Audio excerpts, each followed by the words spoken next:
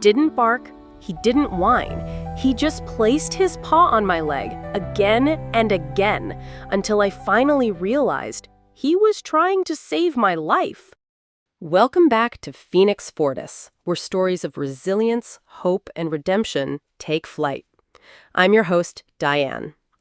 Today's letter comes from Aaron, a man who thought he was simply giving an older shelter dog a second chance. But sometimes, rescue runs both ways.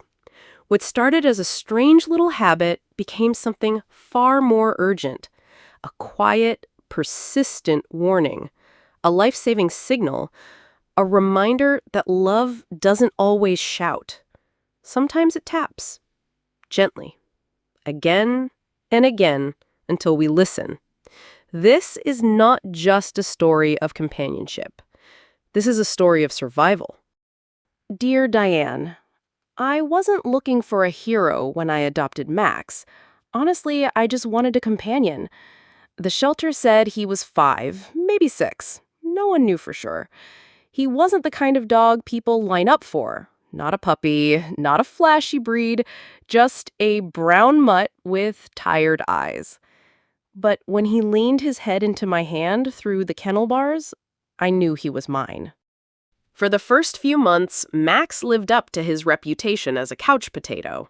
He'd nap all afternoon, shuffle to his food bowl, then sprawl out on the rug like a rug himself.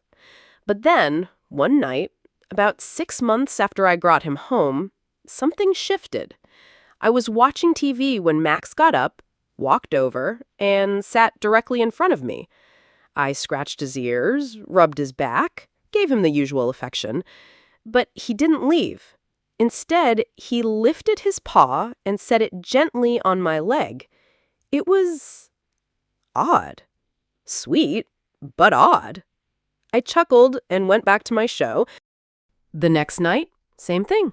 Paw on the leg. Then again the night after that. Every evening, without fail, Max pressed his paw against my leg like he was trying to tell me something. By the end of the week, I was more amused than concerned. "Guess this is your new trick, huh, buddy?" I said. Then one evening, a friend was over. Max did his ritual, sat in front of me, paw on my leg. My friend's face went pale. "Aaron," she said quietly, "that's not random. Some dogs are trained to signal like that. Has he been doing this often?" Her concern unsettled me. I shrugged it off, but she was insistent. So, reluctantly, I booked an appointment. A week later, I was sitting in a cold exam room when the doctor gave me the news. Early stage lymphoma. It stopped me cold, like the room had dropped 10 degrees. My chest tightened. My ears rang. The word cancer just echoed there. The doctors told me that because we caught it so early, the prognosis was good, treatable, curable. But they made it clear, if I had waited, if I had ignored the signs, it could have been a very different story. And all I could think about was Max. The paw, his insistence, the way he refused to let me ignore him. That was 14 months ago. Since then, I've been through chemo, radiation, more hospital nights than I can count. And it hasn't been easy, but the doctors say I'm responding well, and I'm on the road to recovery. Max has been with me through it all, curled up at my feet during the worst nights, sitting beside me in the quiet mornings. He never once stopped watching over me. I don't know his backstory. I don't know if he was trained or if he just knew somehow. But I do know this. My dog saved my life. Aaron. Aaron, thank you for your letter and for trusting us with such a vulnerable part of your story. What you've shared reminds us of something profound. Sometimes the greatest protectors don't wear badges or white coats. Sometimes they come with tired eyes, wagging tails, and paws that refuse to let us ignore the truth. Max wasn't flashy, he wasn't young, but he carried a gift, a knowing, a purpose that only revealed itself when it mattered most. And how often do we overlook those paws on our leg in life? The quiet nudges, the subtle warnings, the gentle insistence to slow down, to get checked, to pay attention. We dismiss them as quirks. We laugh them off as coincidence. Until one day, we realize they were trying to save us all along. Animals carry mysteries science can't always explain. But what we can explain, what we know for sure, is the depth of their love. Max didn't just want a home. He wanted his person safe, and he found a way to make sure of it. And maybe, just maybe, he's reminding all of us to pay attention to the quiet signals in our own lives. Maybe those signals aren't just coincidence. Maybe they're grace. Quiet, persistent grace that shows up in a fur coat, sits at our feet, and says, stay, look, live. If you've ever had a pet who changed your life, who seemed to know your heart, your health, or your hurt better than you did, we'd be honored to hear your story. This space exists to honor those bonds, the ones that often arrive when we need them most.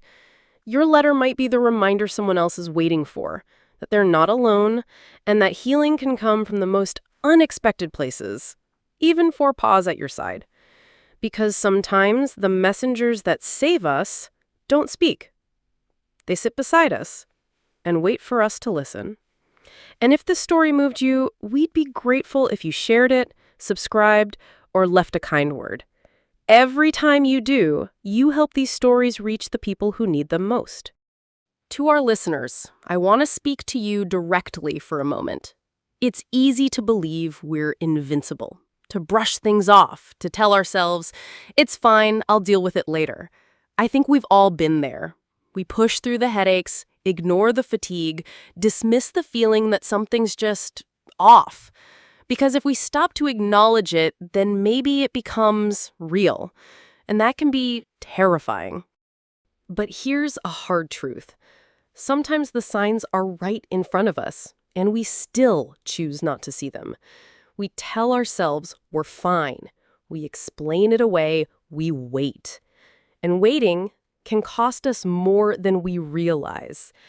Aaron almost waited too long. If not for Max, his story might have ended very differently. So maybe your Max isn't a dog's paw.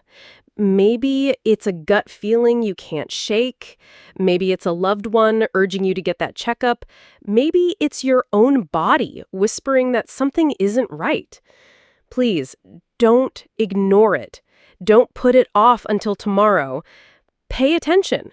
Take action. Make the call.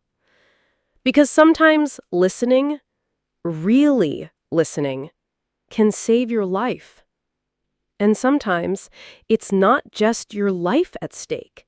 It's the people who love you, who want you here, who can't imagine their world without you.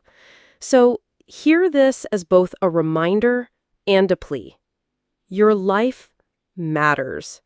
You are worth the checkup, worth the care. Don't wait. To Aaron, thank you for reminding us that rescue is never one-sided. And to all of you listening, may his story be a quiet nudge to listen for the signs, to trust the ones who love us, and to remember that sometimes the life we save is our own. This has been Phoenix Fortis, where stories of resilience, hope, and redemption take flight. I'm Diane, and we'll be back soon with another story of courage found in unexpected places and proof that healing sometimes has 4 legs and a purpose we'll never fully understand. Until then, take care of each other, take care of yourselves, and remember, sometimes the quietest warnings are the ones that matter most. Don't ignore them. And if you'd like more reflections from Diane's hard truths, be sure to check out our Phoenix Fortis shorts, brief moments of insight for the days you need them most. And as always, keep rising.